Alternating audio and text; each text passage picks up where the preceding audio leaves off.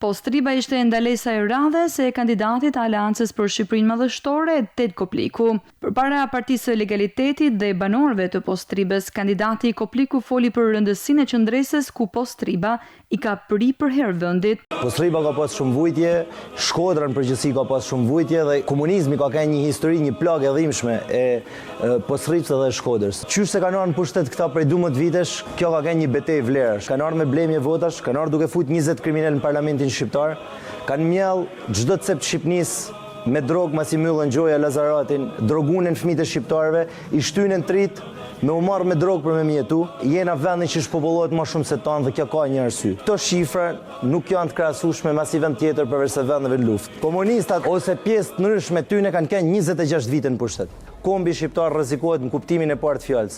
Ju kërkoj me shumë dashamirësi dhe modestisë këtë javë, merrni çdo listë, merrni telefon dhe shpjegonja problemin që është qofse nesër fiton prap Edi Rama, fiton prap makineria më e tmerrshme e vjedhjes që i ka ndodhur në këto 36 vite. Legalistët apeluan drejt banorëve të Postribës që të votojnë masivisht kandidatin Ted Kopliku në mënyrë që Postriba dhe i gjithë qarku i Shkodrës të ketë një zë të fortë në parlamentin shqiptar.